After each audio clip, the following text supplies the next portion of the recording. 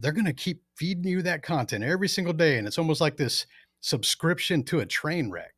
And most people can't go away from it. They can't understand that they're addicted to this drama, this chaos, this negativity. So they keep showing up for it every day in that trough.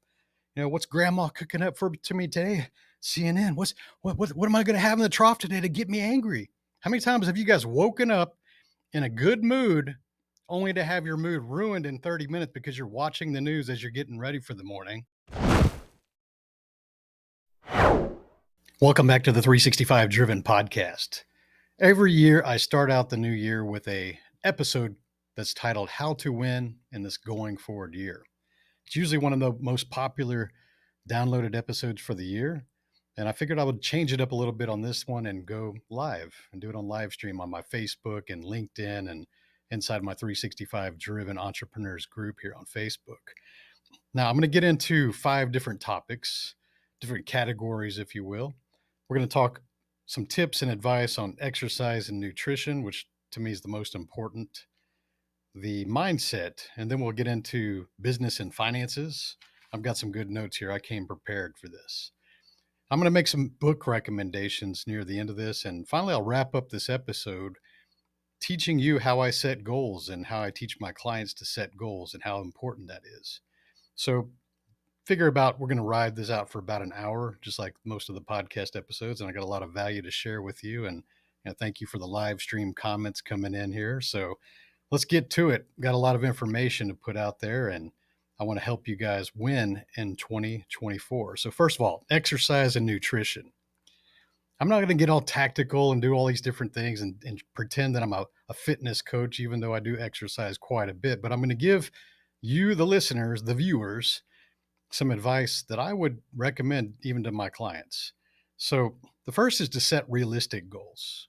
I think that a lot of times you come into a new year, you're thinking about, I'm just going to go crush it. I'm going to go 7 days a week. I'm going to do this. I'm going to this fitness program, like all these different things. There's a lot of things. There's a lot of distractions. It's a lot of hype, a lot of noise. And I like to keep things simple. Okay. And one of the things I've really determined about physical fitness is that if you strive for perfection, you're just going to let yourself down, because unless you're a robot, you're not going to be able to repeat those kind of results. You're going to, if you're striving to do 2 workouts a day for 7 days a week, like, guys, that's just not realistic. So the problem is it starts to affect the mindset when you don't accomplish those things. And also you give yourself excuses to put things off or procrastinate or take a pause and come back later if you don't hit that objective of being perfect, of going every single day. So, when I think about fitness and nutrition and a lot of the topics that we're going to cover today, if you know that the objective is to have transformation, to get real results, then why would you set yourself up for failure to give yourself some time off to regroup and then come back and then try harder a week later, 2 weeks later? So you're not going to get the same result as if you just kept going continuously, consistently, and putting in realistic effort. So my personal goal is I try to go to the gym 6 days a week. Why not 7? Because it goes back to the perfection thing. Usually I do work out 7 days a week. Usually I do, but here's the mindset shift. And I'll get into this in the goal setting later on in this episode. When you set yourself up perfection and you fail, you let yourself off the hook and you go, well, I'll just pick it up next week. I'll just write this week off. You start to lose that momentum. So set realistic goals. If 6 days a week is your realistic goal, and it took me years to get to that level, I think that if you're just getting started out on this fitness journey, be realistic. Set maybe a 3-day goal. I'd say 3 days a week, minimum 20, 30 minutes minimum. That's the bare minimum that you guys should be doing to maintain your fitness. Now, as you start to get past that sore stage, which is usually the first 2 months of going back and finding your strength and your muscle memory, then you can kind of stretch it out. You go, hey, maybe I'll go 4 days a week. Maybe I can commit to doing that. Maybe I will actually finally make the time and commit to putting it on my calendar and guarding that time, because it's the most important thing is your health and your fitness. Because without that, it doesn't matter. Guys, you could have millions of dollars, all the success and accolades that you can ever dream about, but if you can't even enjoy it. You're huffing and puffing to walk up a flight of stairs, and you can't do the things that you want to do anymore. You can't play with your kids or your grandkids. You can't go, you can't live life at a higher level. Even being an entrepreneur takes a lot of energy, a lot of energy goes into being a high performer in all regards. So that's why I always put health and fitness at the very top. And so set realistic goals and then hold yourself to those. And I'll give you a tip. Most of us don't want to go to the gym. Even those of us that go every single day, we don't want to go. Half the time, I don't want to go to the gym because I know it's a lot of work. I'm going to physically exert myself. It's hard. I lift a lot of heavy weights nowadays. But here's the way I trick myself. I think about looking back in my history of going to the gym, my entire life, starting probably age 14 realistically, I've never left the gym a single time, not once, having regretted being there that day. Never once. And I can tell you most of the time that I would go, I didn't really want to go or I felt low motivation to go. But I always wanted that result. And so if you can trick your mind into thinking about the future, let's say that you go work out for an hour, hour and a half, and you know that, hey, in an hour and a half, when I leave this gym, I'll actually be glad that I came and did this workout. If you know that that's the fact, you need to start training yourself to think about yourself in the future. And then when you do hit that hour and a half later, you'll start to realize, like, I'm glad I came. I don't regret not coming. I wasn't motivated, but here I am. I got the result, and I'm going to keep this progress and the transformation going. And that's what's important, right? So quit setting perfection goals. And one of the other things I would give you a tip on this, if you can afford it, which most of you guys can, I always recommend hiring the most expensive trainer that you can afford. And I'm not saying like go buy the cheapest trainer because a lot of times you guys will price shop just like you do with your coaches. You go pick the cheapest option. Guys, hire the people that are going to help you achieve more in your life and pay what you can afford, the maximum that you can afford. And there's a lot of reasons for this, okay? If you go hire the cheap person, let's say that you find a trainer that's going to train you for $15 an hour or something ridiculously cheap, right? And if you can afford someone that can charge $100 an hour, $200 an hour, 500, whatever your budget is, you're going to be more inclined to write off missing those workouts for the cheap trainer because you're like, it's 15 bucks, big deal. Like I don't feel like going today. But if you start paying people, coaches and trainers, and make sure the value lines up with what you're paying, of course, you're going to be less inclined to skip those workouts because you're still going to have to pay if you don't show up. It's on their calendar. You've paid for a spot on their calendar and you didn't show up, they're still going to get paid. And so if you don't have that accountability of pushing yourself and you worry about not knowing the mechanics and the proper form and how to set your nutrition and all these different things, hire someone that's an expert in those things and invest in yourself. Again, health and nutrition are the number one priority. Every one of you guys should be focusing on. So make sure you're investing accordingly, right? Next topic, we're going to talk about mindset. Second most important, but really right under there under the health and fitness, right? So for 2024, how are you going to win? Well, this is something you hear me talk about a lot. Remove negative people. You got to remove the negative people. And the best way to assess if somebody is negative or not really helping you in your life or is toxic in your life is to look at this way. So we all have these little cell phones that people call once in a while. Here's a real simple way to test the people in your network. When you see the screen light up and somebody's calling your phone and you see their name on the screen, what is your immediate gut reaction? What is your immediate reaction when you see their name? Think of all the people on in your phone, the people you've talked to. Is it coming from a place of positivity where, man, I can't wait to see this person or catch up or talk to this person? It's been a while, or I just look forward to having this conversation. Or do you see their name pop up on your screen and you're like, oh man, what now? What? I don't have time for this.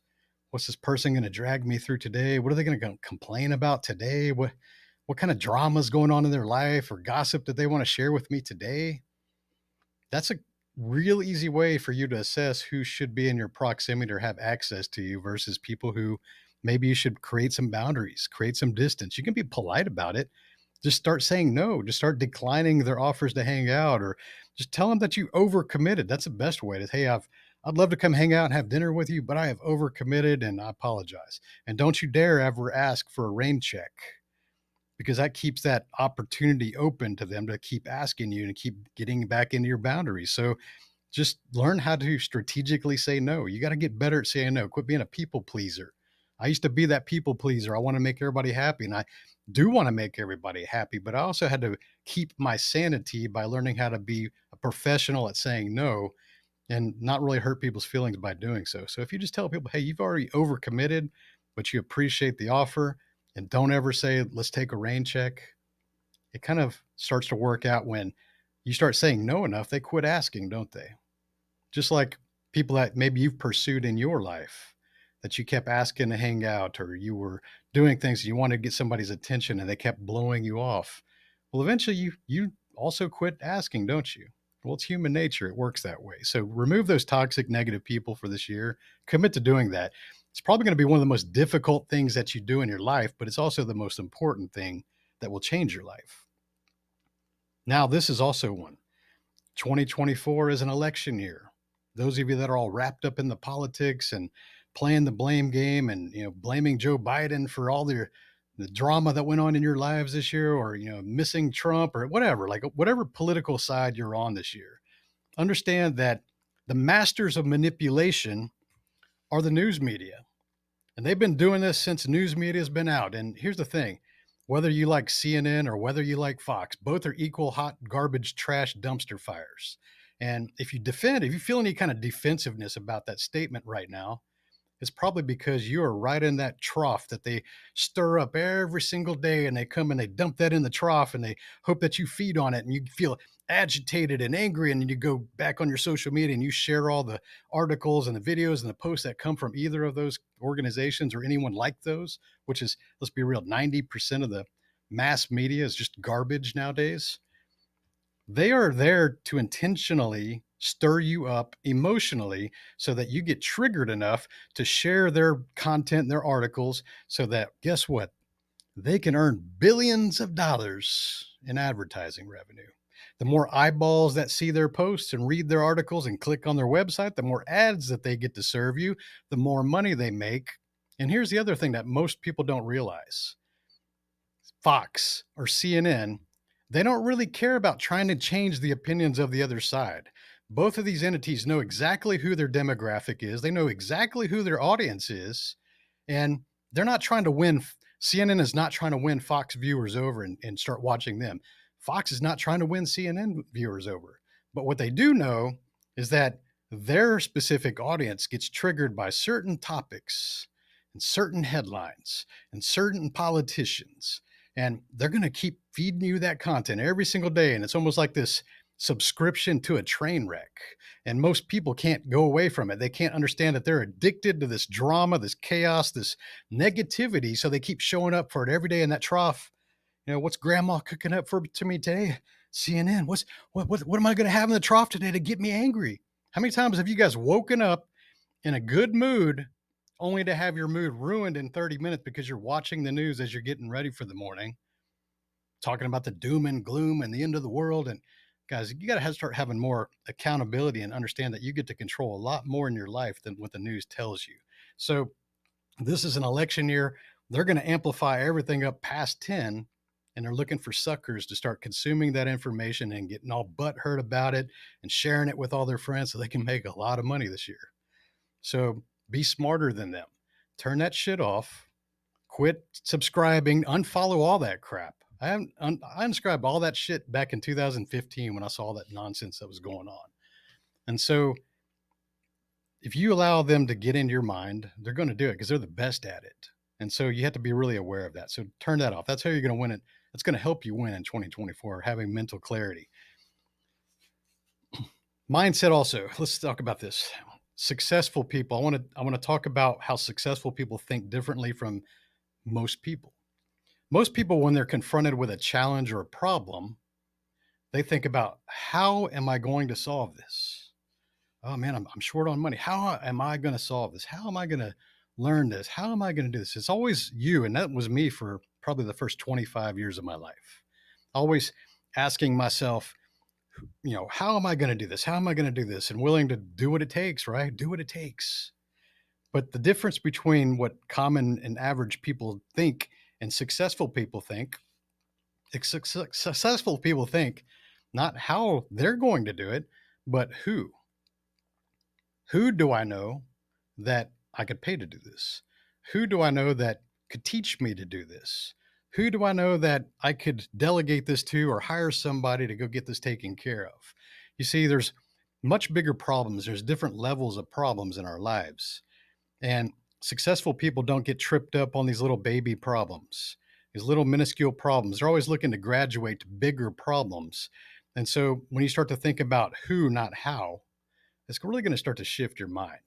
And a lot of you guys are out there thinking, well, I'm self made. I just do everything. Yeah, who cares? Nobody cares, because at the end of the day, we only care about the result, don't we? Don't you want the result? We want the result. So why do you think that you have to do everything yourself? There's a lot of things that you do right now in your business and in your life that you can't stand doing. You know, it always blows my mind when a multimillionaire mows his own yard. I grew up mowing the yards. I used to knock doors and mow all the neighbors' yards. I hate mowing yards, but I had to do it for money back then. And even when I started making money, I would go buy a nicer lawnmower and mow my yard. And I'm thinking to myself, man, no, no, thank you. After I bought some acreage and built a custom home over 10 years ago, I said, I have no interest in ever mowing the yard again. What does that cost? Oh, $45 a week for somebody to mow my yard, and I don't have to do any of the cleanup. I don't have to do any of that. Deal. Easy. Even if I had to pay $100 a week for somebody to mow the yard, I'd be gladly writing that check every month for somebody to come mow the yard. So start thinking about who, not how, and always trying to figure it out things for yourself. Delegate a lot of the things that are distracting you in your life. And what we say, the phrase, delegate what you hate. What is it that you dislike doing? And don't try to convince yourself, well, I'd like to mow the yard because it's kind of a physical fitness and I enjoy cutting grass. Who the hell enjoys allergies and getting shit in your eyes and breathing it up your nose and having to wear this, clothes with grass clippings all over? Nobody enjoys that. You're just convincing yourself, probably because your dad convinced himself, probably because your boys convinced themselves. Now, I'll give you a little out there. If you have like one of those badass riding lawnmowers that hauls ass and can hold your beer and has music blaring, maybe that's enjoyable. I've never tried it, but it looks kind of fun. But if you're pushing a mower right now, like, you got to do better. You got to do better. And so here's another thing. We talked about the graduation of problems, right? I want you to get into this habit. This is a good way to think about your emotional control when it comes to problems and the things that you're working on, okay? I want you to learn to assign a dollar value to every complaint or problem or challenge that you're facing. Now, you may be thinking, well, how do I assign a dollar value? Well, the easiest way to think about that is, what are those things that you're complaining about right now? What's the thing you're stressing about right now? What's the thing that you're challenged with right now? What's that going to cost you?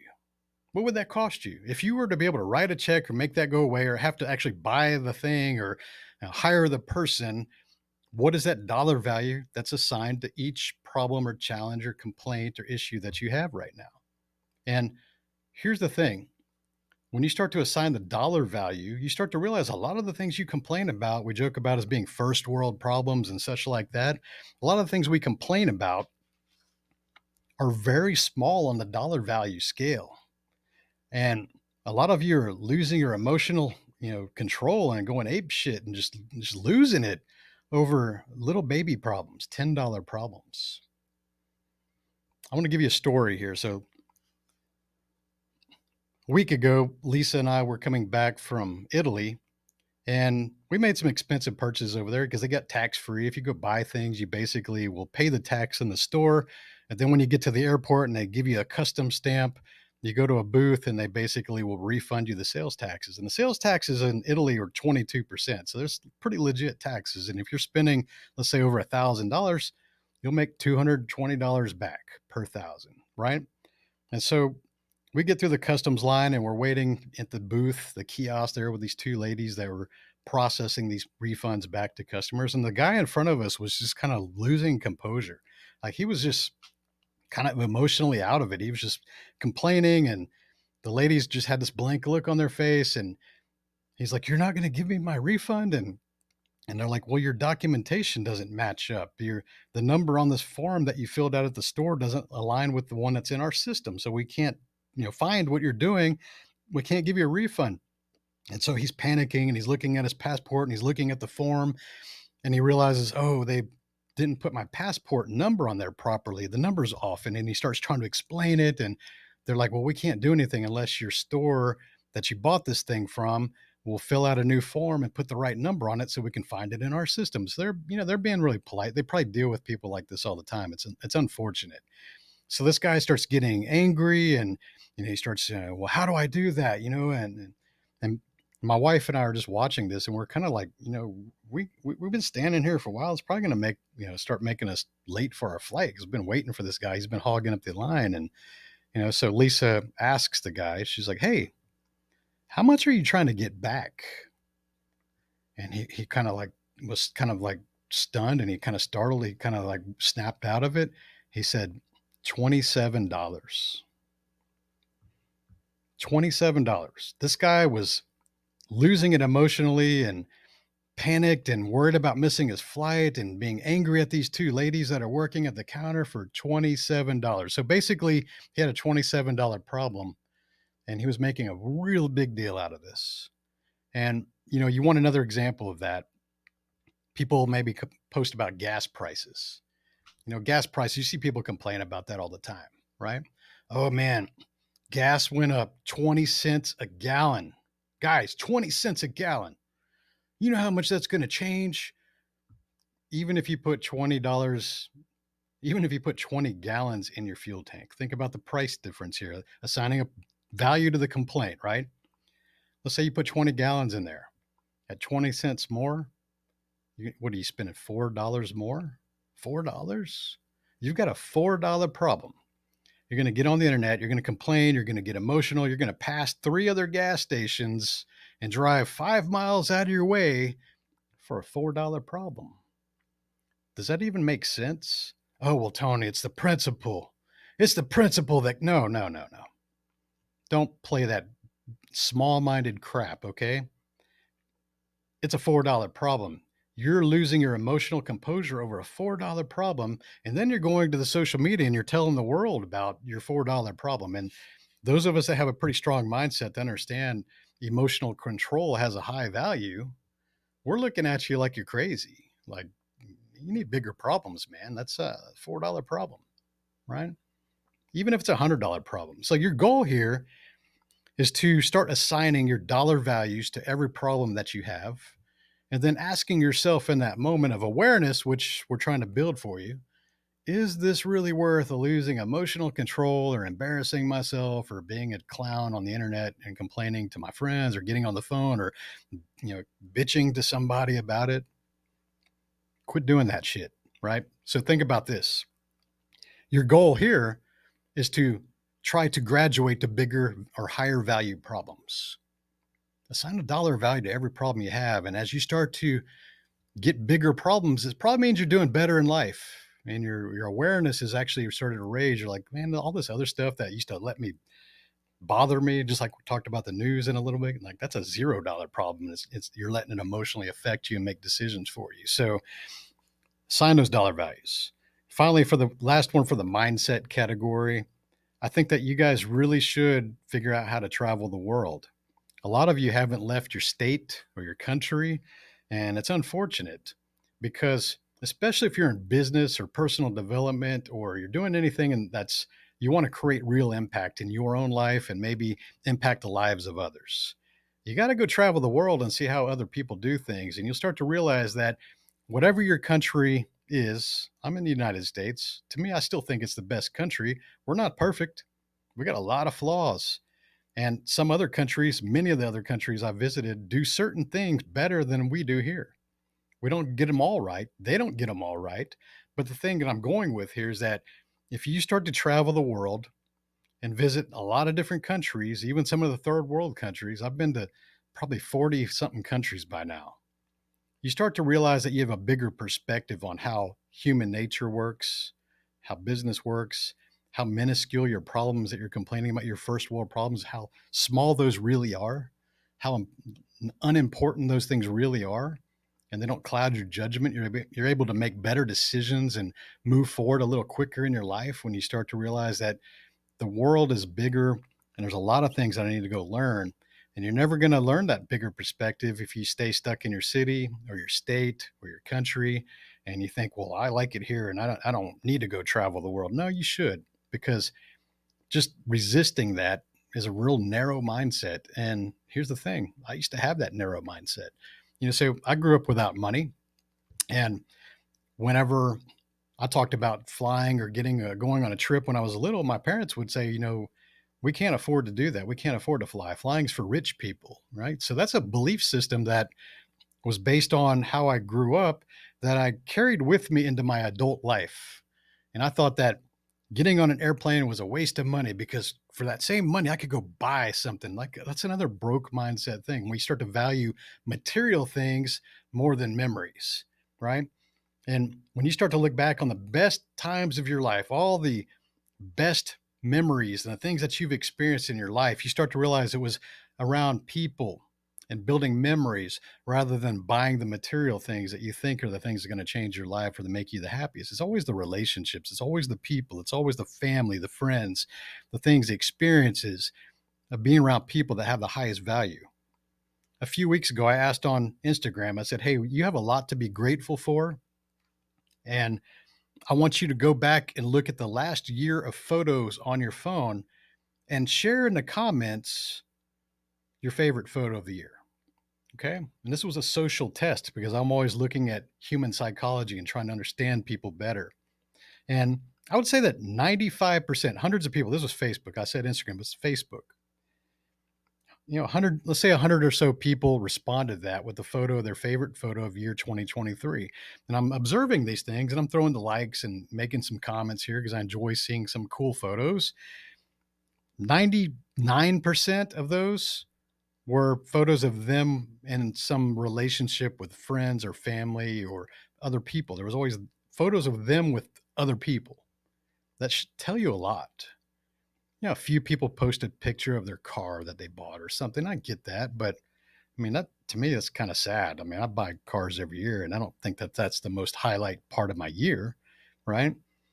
And so when you start to see the overwhelming majority of people value their relationships over material objects on a simple Facebook post, you start to realize that, hey, maybe the relationships and people and friendships and things like that are actually the higher value things and the memories. And that's why you need to go travel the world and quit thinking that airplanes are a waste of money and only rich people can take trips. Those are such BS statements that you learned from your parents or your friends or the people you're hanging around with.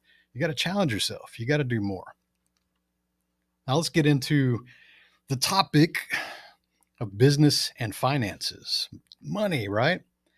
So if you're not happy with your current financial situation in life right now, let's say you're not happy, you feel like you're behind, maybe you feel that you're not really making that income that you would love to have or you desire to have, or you just feel like you're just not there yet.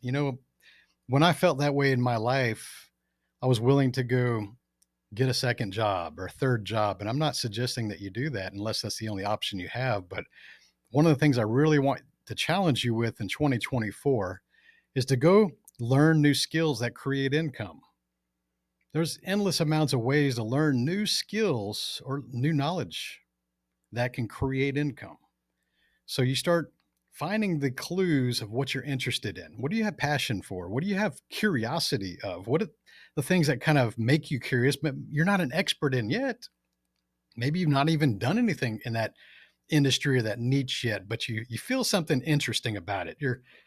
Maybe I should read a book, or maybe I should listen to a podcast into that, or maybe I should seek out the who and not how, right? Who's going to teach me this? How do I fast track some results or progress from this thing? And so the challenge there is if you're not where you want to be financially, you really need to start getting in the habit of learning new skills or knowledge that can create income. Don't waste a lot of time on stuff that won't create income, right? There's a lot of you guys get distracted by doing things that don't create any result, and you're just kind of wondering why year after year you're in the same financial situation. But I invested in college, for example, when I thought, hey, I wanted to go eventually make six figures in salary. So I put myself through college, engineering school.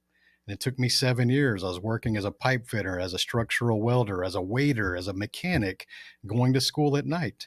And I invested tens of thousands of dollars to accomplish that. And eventually it did create that career income, which allowed me to build businesses on the side, which the backstory that I have. And so I've always been very forward about investing in myself and understanding there's a high value of return, especially if you go invest in yourself in a certain amount of skills. I taught myself how to code web pages by reading books back before YouTube and how-tos and coaches existed. I was buying books on how to code HTML to build web pages. First side businesses I did was building web pages for small companies. And then I taught myself graphic design and Photoshop. And then I taught myself video editing and also taught myself high level photography when I was in the automotive magazine and the media side, where I was writing these features as a photojournalist for magazines. I taught myself these things by reading books, investing in the right equipment, and just doing the reps, and also asking the right questions to people that had the answers. Again, who, not how, right? Find that skill. If it costs money, do it. If you don't have money, use YouTube University, because you can learn almost everything there, but you got to apply yourself. You got to take it serious. If you go into these things and you half-ass and you treat things like a hobby, you're just going to get hobby results. That's the problem I see a lot of times with social media and people out there trying to build personal brands and start businesses, is that they want professional results. We all want the professional results. Well, the definition of professional means you're being paid, right? You're being compensated. Until you're being paid to do it, you're an amateur, just like in sports. But too many people want the professional results, the money, without doing what professionals do. So you have to ask yourself, the people that are actually making the money at this, what are they willing to do? Are they going live on Facebook on Sunday afternoons like I am to try to teach you and pour into you to make you have more successful in life in your year? Or if you're a coach and you're not creating social media, you're not pouring into people, you're not speaking from the heart, you're not creating social media to attract a potential audience or a client base, like what are you willing to do? You see that people in every industry, in every niche, every profession, you've identified groups of people that you've perceived to be at the highest levels of those groups, haven't you? You know who's winning, you know who's doing more. Well, why aren't you matching what they do? Why aren't you exceeding what they do? It's a lot of self-doubt, a lot of lack of confidence, a lot of excuses. Let's be real. Well, I don't know how to do videos, Tony. I don't know how to do podcasts. Again, nobody knows how to do anything until they invest in doing that kind of stuff and they hire the experts to teach them, or they go on YouTube and watch hours and hours or hundreds of hours of videos and take notes and practice and do the reps, and then they start to get the results. So you're never going to get the professional results in anything until you start to do what professionals do. So that's a key there. Skill, learn that new skill. And also learn how to invest time and money into the right relationships, whether that's peer groups or masterminds or people that can actually be the gatekeepers of the thing that you're trying to get past. We can all say, hey, we're self made and we want to try to figure it out on ourselves. That's what you do when you're broke, right? If you actually have the finances behind you, if you actually can afford to do things, you should be pouring some gas on that fire, because if you just want to do things organically and grow, yeah, you might be there in 10 years, might be there in 20 years, but I'll try to save you 10 years of your life. If you can afford it, invest in it. Again, that goes back to investing in the skills, the time, and the money to get the right result. We all just want the results. So quit being cheap. Being cheap on the things that you're investing into yourself, that's never going to pay off. I've done it. I've tried to be cheap, and a lot of times, and it always backfires. It's always some, wish.com version of the real thing. No one wants that kind of stuff. So quit being cheap, invest in yourself, and accelerate the results. If you're not seeing a notable difference or improvement every single year, now you hope you got a lot of time to invest to get the reps doing it yourself. But if you want to get past all that noise, just accelerate the results with some money. Now, I talked about video content creation. You guys know that I'm big on video content creation. Here's the thing. We're still in the infancy. I know that a lot of us, we're in that group of people. We have a lot of friends that are, using video, we're creating reels, we're doing this kind of things, we're building personal brands. But understand that the general population is not this group of people that we all hang out with, a lot of you that are commenting and the people that we recognize each other. We are abnormal people because we are in personal development, we're in branding, we own businesses, we understand that. So The problem is that you guys will scroll this all day on your social media and you think that's the norm. And then some of you are, hesitating to get started because you feel like you kind of missed the boat or you're starting too late. And, everybody else has got a podcast, so I don't really need a podcast. Everybody else is doing YouTube, so I don't need a YouTube. So you talk yourself out of this kind of stuff. But you got to realize that if you're just average Joe or average Jane, not following the personal development or marketing type community, you would understand that people like myself and you that are watching this or listening to this, because if you're watching or listening to this, you are in the personal development space, or at least you're curious about it. We're not normal. We're probably less than 1% of the population. And so when you start thinking about content creation or videos or a podcast or a YouTube channel, blog, whatever, to get your message out there, you realize that if you were being followed by somebody that's not in that space, they would find you very interesting and very unique, and maybe they're curious enough to hire you or refer you out, or whenever they finally come to realize that they have the challenge that you can solve, that they're going to be able to come work with you, right? And so, what we understand is that video content, especially, and communication, and invest in public speaking skills and hire a speaking coach. I was terrible at this in 2017. I didn't like being on camera. I didn't like my recorded voice. I invested in that. I did the reps. I did the work. Did a video every single day for over a year to become more comfortable in doing what I do. What are you willing to do to get the result that you want? So you have to be able to do that and make the video content. And I'm stressing this because I think in 4 to 5 years, realistically, which is a lifetime in digital marketing and digital space, in 4 to 5 years, it's going to be deemed as a requirement for marketing. A requirement, not an option, but a requirement, because by then, all the brands and all the executives and the owners will finally be smart enough to realize, like, this is actually the best way to reach people.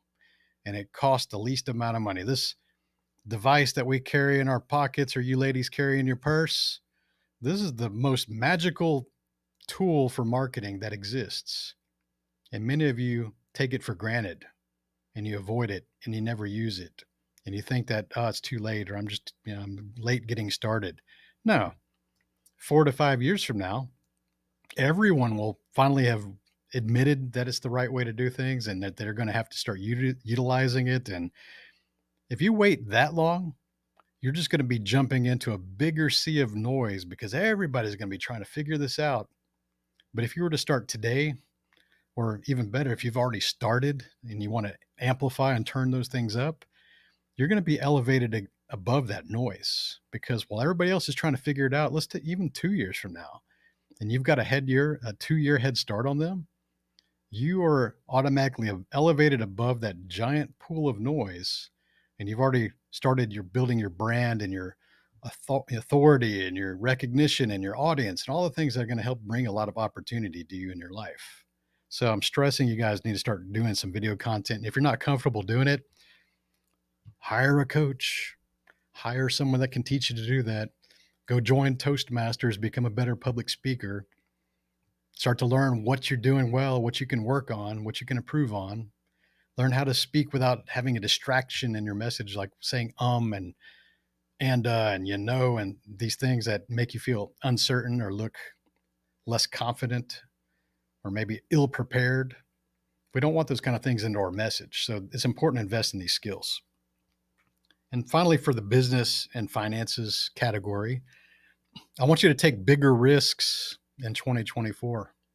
I'm not talking about risks that could put you out or make you go bankrupt. I'm just talking about bigger risks. A lot of times, well, let's say most of the time, people basically will have this death grip on things that they already have, and they're unwilling to lose. They're unwilling to lose. They're unwilling to bet on themselves. They're unwilling to risk things. I'm a big risk taker. I have that daredevil personality. In fact, after I get off of this call, I'm going to go skateboard in the half pipes and things over here in the Houston area. So I like to take risks, and I'm okay potentially injuring myself if I find fulfillment and fun and fitness in those kind of things. And I like driving cars over 200 miles per hour. It's fun.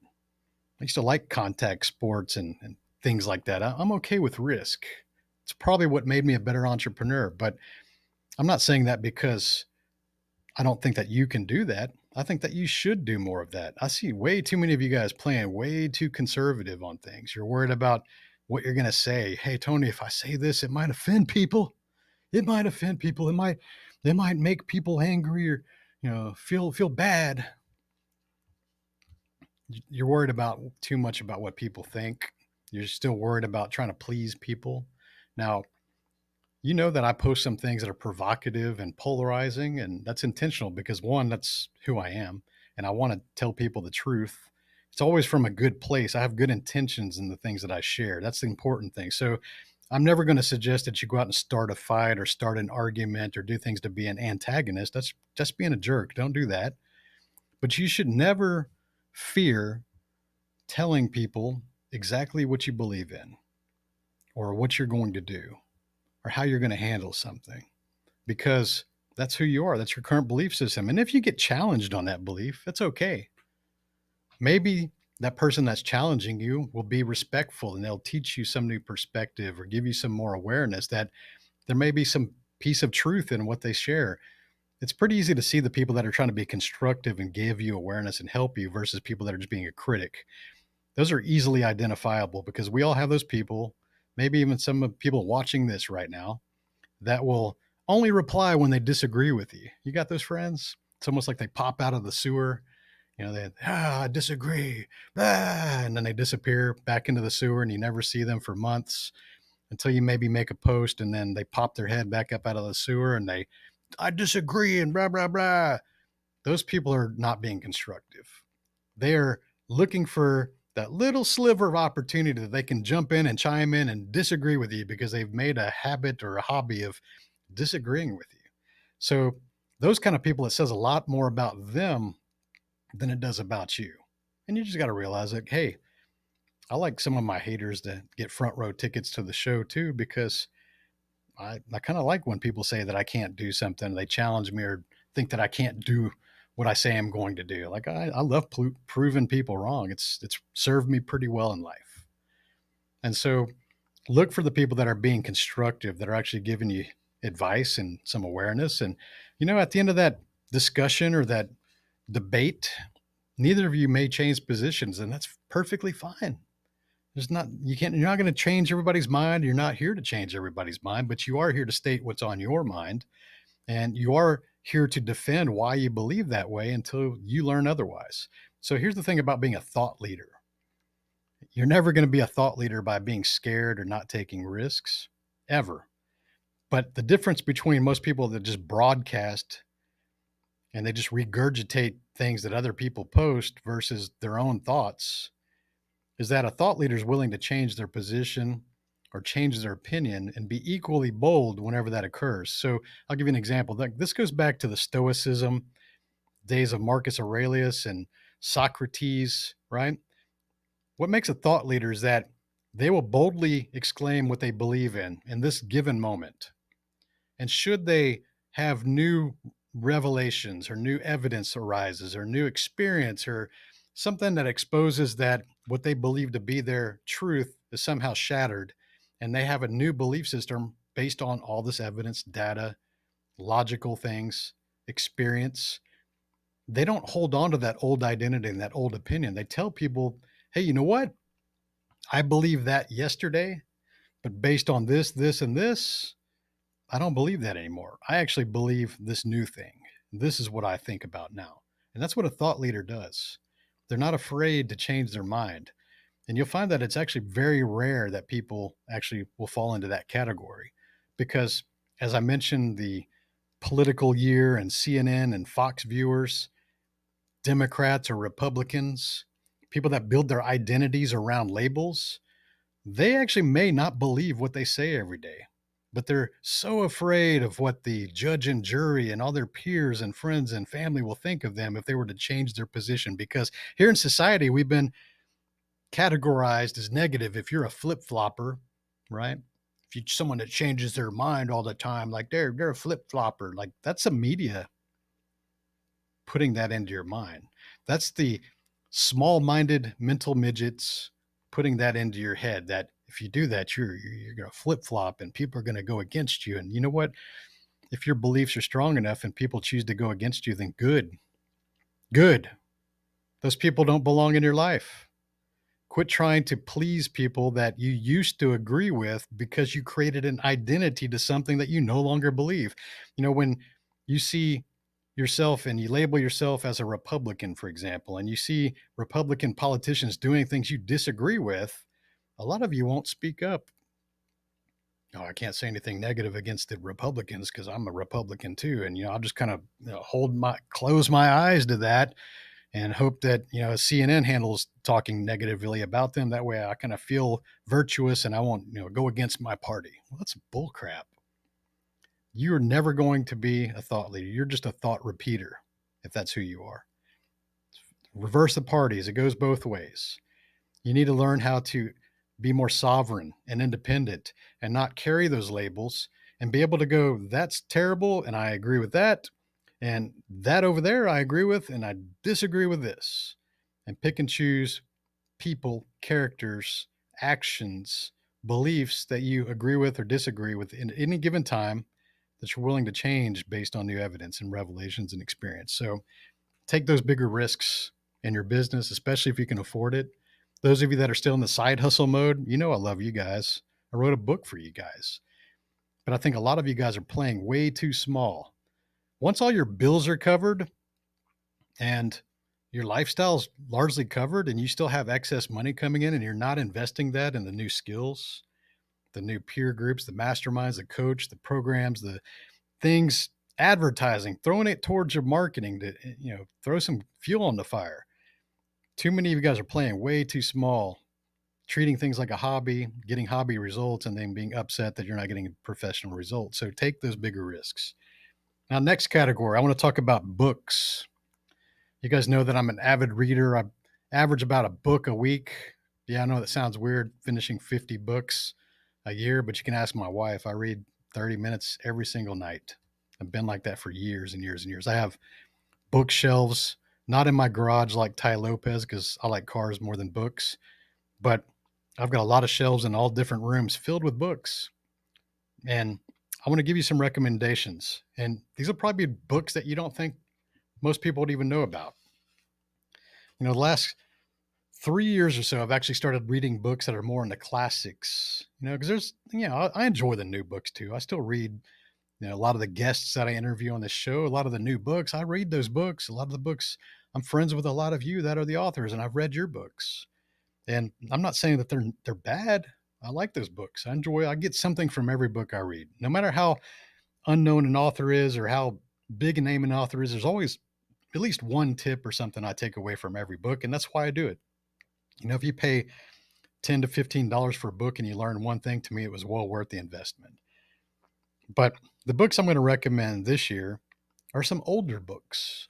Some of them are very classic, and I'll give you the year and the title and these things. There's 5 that really popped up. I've read, like I said, 50 books, and I started looking at the list of books that I reread and read this year. A couple of these I reread from years ago, and I reread them again. And I said, these are the only 5 books I'm going to recommend this year. There's some good books, but these are the only 5 that I have personally read that I would recommend that you read, especially for the business space. So I'll read these off by year. Okay, I'll start with the newest book and then I'll work my way to the oldest book. So the newest book, 2007, is Ready, Fire, Aim by Michael Masterson. You should think about that. It kind of goes back to the taking bigger risks. It's talking about, quit wasting all this time planning and planning and planning and just execute, do something. The title, Ready, Fire, Aim, that sequence is intentional. So yeah, get ready, fire, and see where that result is and then correct with aim. Most people do the whole ready, aim, aim, aim, aim, aim, and they never fire. So this book came out in 2007. When you start to read this book, you'll start to realize that it's kind of one of the granddaddy books for business that a lot of the fancier, newer books kind of borrow some information from this book, right? So go read the classics. Why always reading the newest books? Like read some of the stuff that's been out, that's established, that's well regarded. So Ready, Fire, Aim.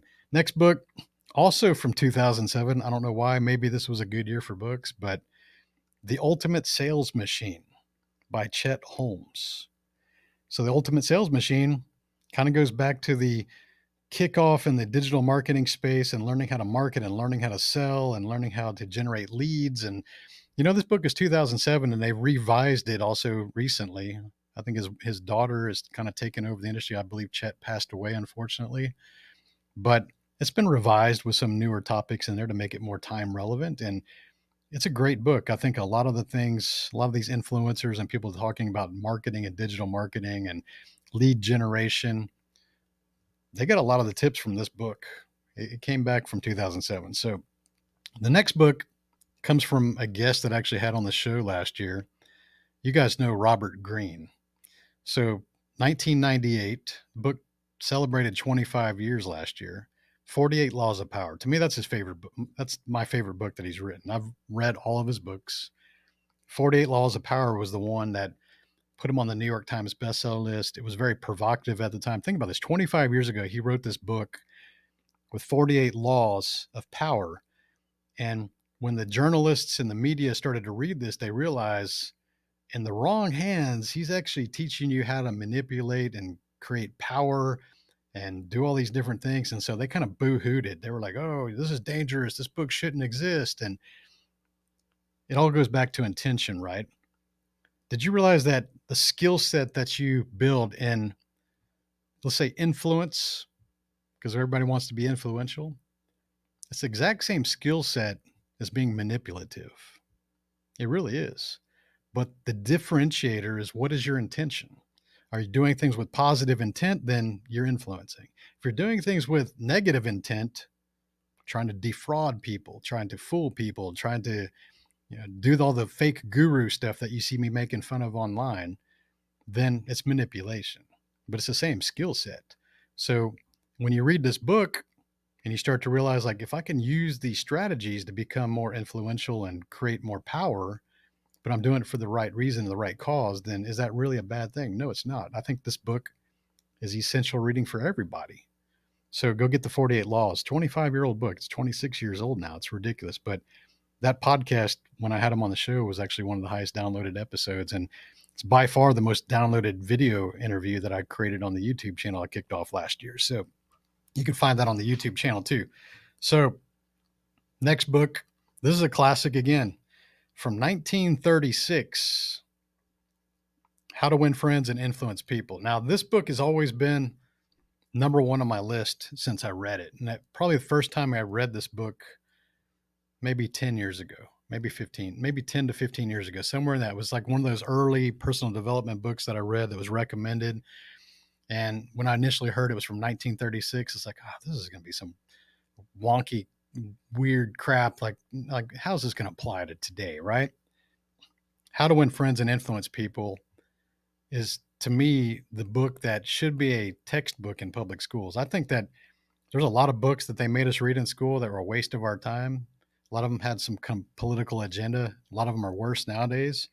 But I think this book would actually have helped people become more effective communicators, more leadership focused, become more influential. Like, why would you want to be less influential? Think about that.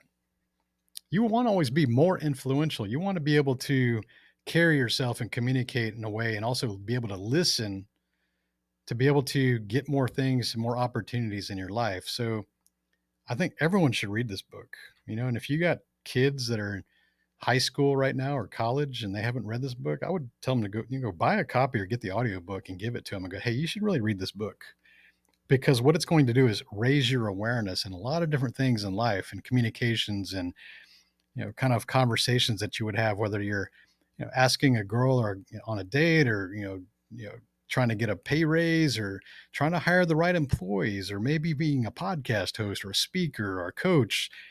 These skill sets that you're going to learn in this book will raise your awareness and highlight some of the areas in your own life and communications with other people that you could really work on and become a better leader, a more effective communicator, and therefore influence people and win friends. It's kind of a cheesy title, I get it, but it fits.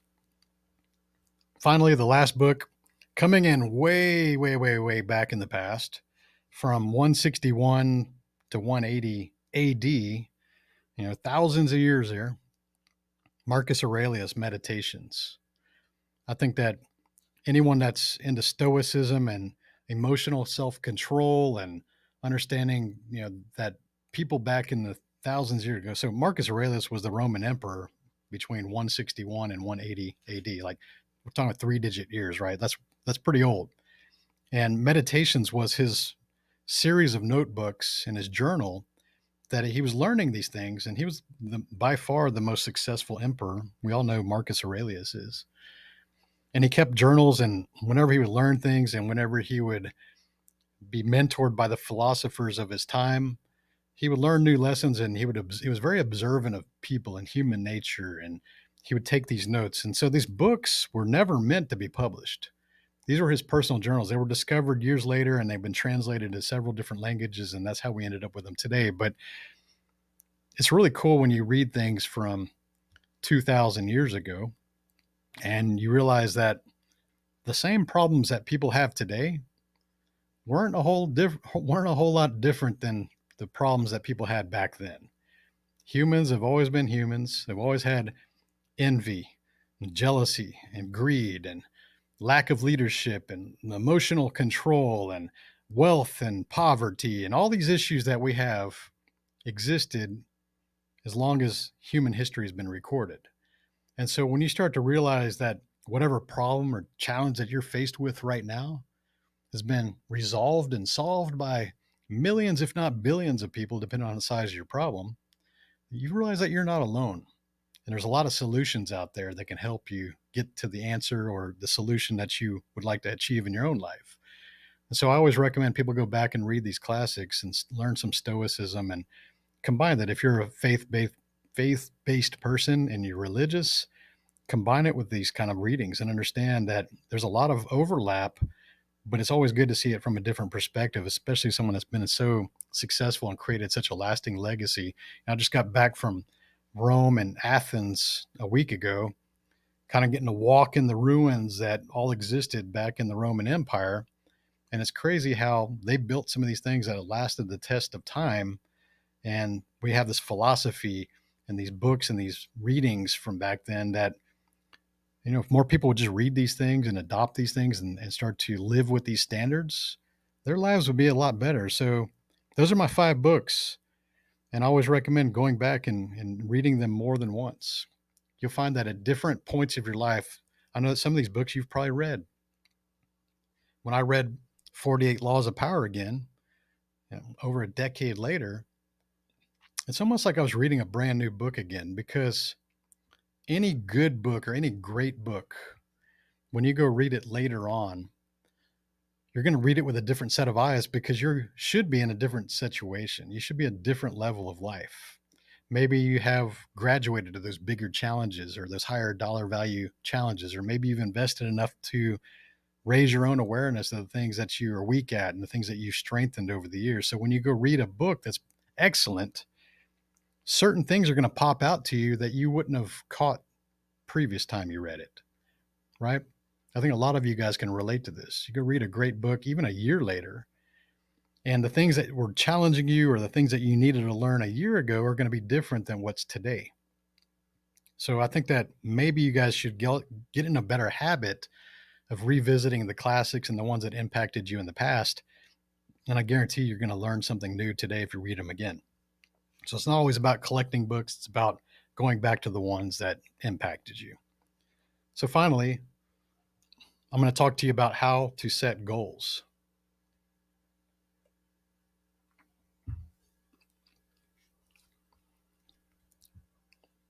This came back as a result of where the last 2 weeks of the year, I unplugged and I planned it. I was like, okay, I'm going to go do this trip. We're going to go to Athens and Turkey and Italy. And I, made sure I didn't have any meetings. I didn't do any sales. I didn't do any marketing. I really just unplugged, even so much that my iPhone decided to crap out for about 3 days in the middle there. I had to get that repaired. So mainly because I like using it as a camera, and I didn't have a camera. So I kind of felt weird without my camera. So I really unplugged. And in the midst of doing that, spending time with my parents and Lisa, and really starting to think about this year and reflecting on 2023 and the things that we did well. And, it was a record year for our business and our life. And going forward, how do we escalate things and amplify things and make more impact and create more results for you guys, the viewers, the listeners? I started to really think about my clients and mastermind group and the people that I'm working with. And, everybody's setting goals. Everybody's setting goals for the new year. And I love setting goals. I mean, you guys have seen maybe some of the posts I created where, you really probably should distance yourself from people that boo-hoo you when you're talking about goals. And, people that say like, oh, New Year's goals are a waste of time. And, why do you do that? Like, you don't need that negative energy in your life. Think about that. People that are boo-hooing anybody for making goals, regardless of the reason for them making goals, if they're boo-hooing people and disparaging people for making goals, they're not rooting for you, because their level of pessimism, that level of pessimism, it's not constructive, right?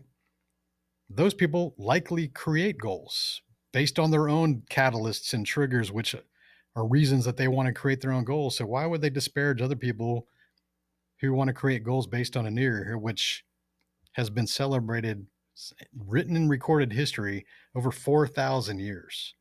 Going back to recorded history of mankind, a new year celebration has been recorded in history from the earliest civilizations going back over 4,000 years. So apparently, it's a big deal to a lot of people, right?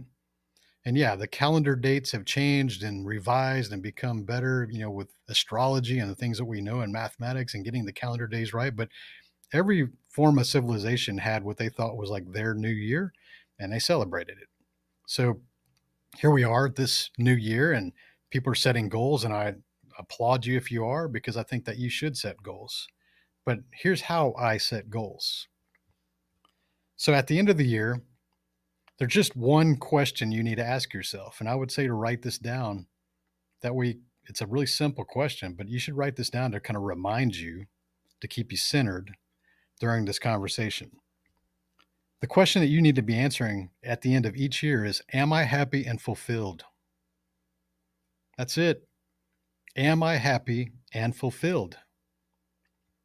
Now, if you know that that is the objective, that is the real result that you would like to achieve at the end of each year, and that's what you should want, is to be happy and fulfilled, right? What I want you to do is to create a bare minimum list of things that you need to do or accomplish to achieve just that. And going back to what I talked about earlier in this episode, when I asked people to share the photo in their phone going back to last year of what, their favorite photo, the thing that made them happy, the thing they're grateful for. And it was always the relationships, right? It was the people photos. So if you know that your source of happiness and fulfillment stems around relationships or family or your children or your friends, or, interacting with things or building memories, lasting memories, or creating more impact with people, or volunteering your time. I'm just giving you a bunch of reasons. Everybody has their own way to become happy and fulfilled. Then that should be your goal. That should be your baseline goal. Don't I'm not talking about your stretch goals and the challenge goals and all the other things. I'm just talking about, this is the bare minimum I need to do in order to be able to check the box and answer that one question: am I happy and fulfilled at the end of this year? Right? That's what you want. Now, everything else is a bonus. So all your challenge goals, whether that's financial goals or revenues, or, how many things on social media or awards won, or how many stages you spoke on, whatever, like all those challenge stretch goals, they should have no bearing on your identity, and they should have no reaction towards, you this determining if it was a successful year or not. You guys, especially in the entrepreneurship space, are really hard on yourselves. You're really hard on yourselves. We all are. And I can't tell you how many people posted that end of the year 23 or early in 24, and they're like, oh, 23 was a rough year. It was a really hard year for me. And they start talking, and they put a list of the things that they think they failed at, or the things that they succeeded at, right? And I'm reading those lists, and I'm like, doesn't matter. That doesn't matter. That doesn't matter. That one right there matters. That one right there matters. This one, not so much.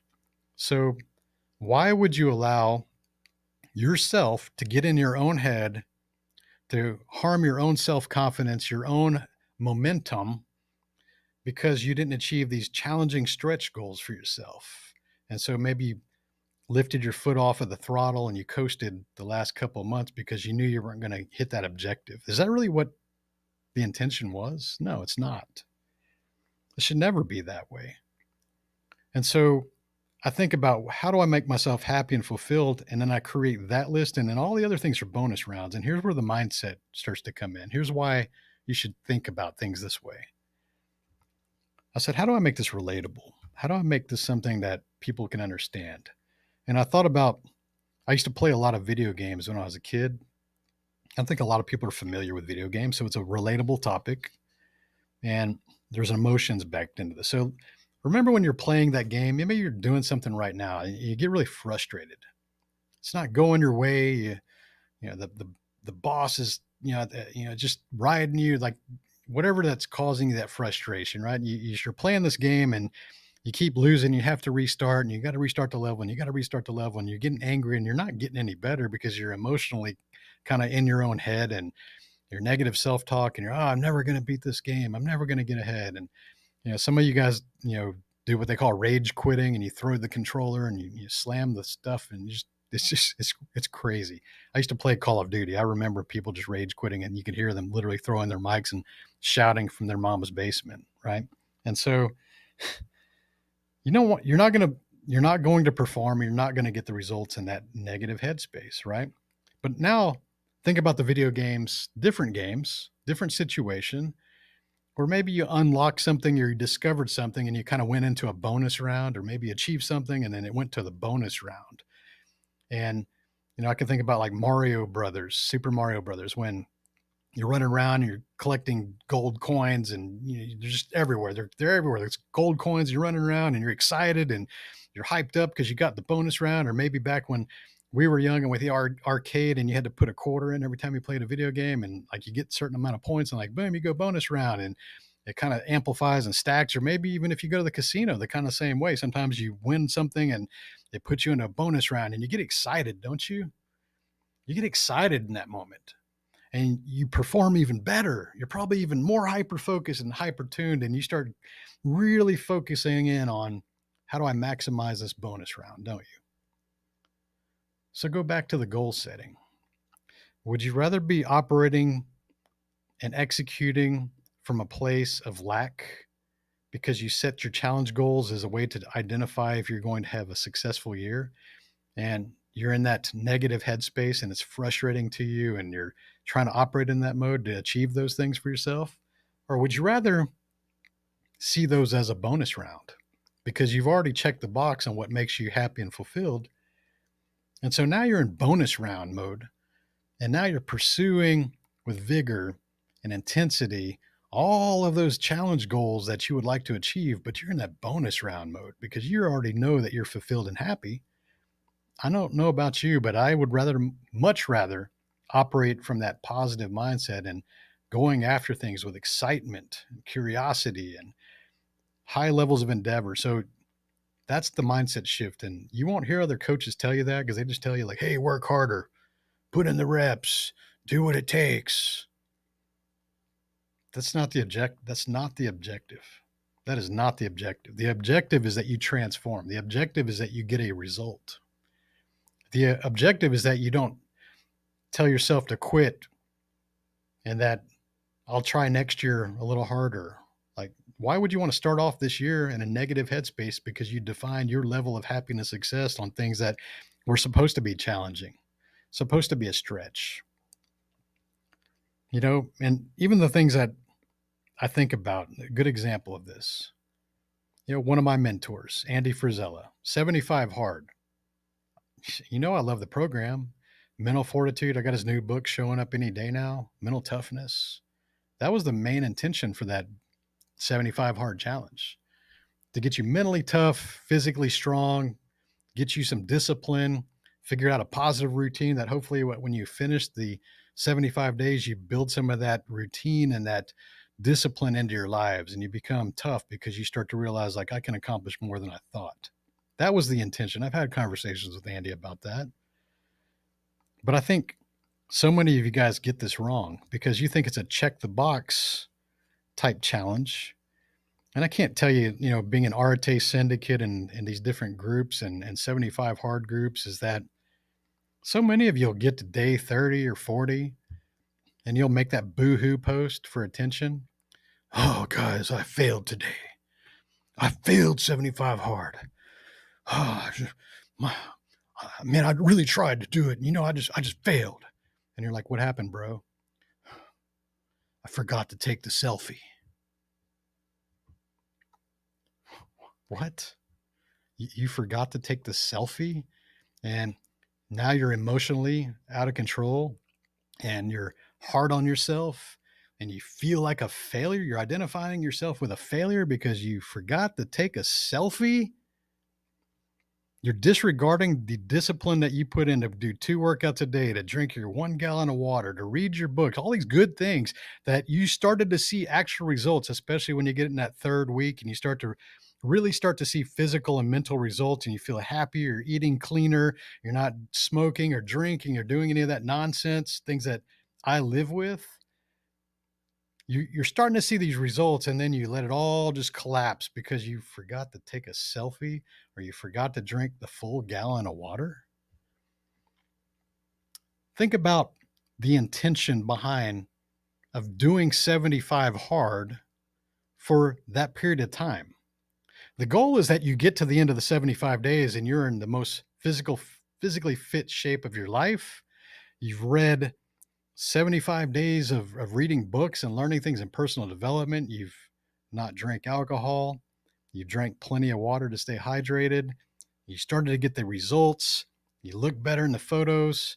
You have more confidence. You built some momentum. You created some discipline. You've got some mental toughness. You know what you can believe in. Like, you're going to let missing a selfie, like, just destroy that reality. Like, you wanted to achieve that in 75 days. So the one thing I would have changed about that program would have been maybe a point system where it's like, yeah, if you do 75 days and you're perfect, you get 100 points. But if you miss that selfie, maybe you miss a point because that's not even that important. You miss a point. You finish with a 99, but you still finished 75 days. You still got that result that you really wanted, the transformation that was more important than the selfie. Too many of you guys create these perfection goals like we talked about at the beginning of this show. And you do something silly like missing a selfie and you let it destroy your progress, get into your own head that you're failing, that you can't do it. Then what happens? You're like, well, maybe I'll try again next year. Maybe I'll try again next month. Whatever it is, the excuse that you just didn't keep going, you missed out on the transformation of the real reason behind that journey. And so start setting goals and realize that you don't need to be perfect, but you do want the result. And you don't want to set yourself up for failure that everything just keeps crumbling down for something silly. Because at the end of the day, if you were just to see that through and still complete the 75 days, even if you missed a selfie or didn't drink enough water one day, you're still going to get 99% of the results that you really wanted, which is the most important thing. So, with that in mind, I hope this episode's impacted you or helped you. And, this is why I do what I do. I want to impact more of you guys, and I need your help. These shows and the content that I put out there, it doesn't grow and reach more people so that I can impact more people without your help. If you found value in this episode and you enjoyed some takeaways and you're going to implement, hopefully, a lot of the things I taught you in this episode to win in 2024, I would ask that you share these episodes with your friends and your family who need these things, because there's not enough people out there sharing this kind of stuff, these tactical things, these actionable steps. And that's why I do what I do. So if you like this, subscribe, 365driven.com. You can find my show on Spotify and Apple and YouTube, and just share it. That's all I ask, because that's how I'm going to help grow this show to reach far more people, to be able to check the box for myself on how do I become happy and fulfilled at the end of this year. Thanks for spending some time with me.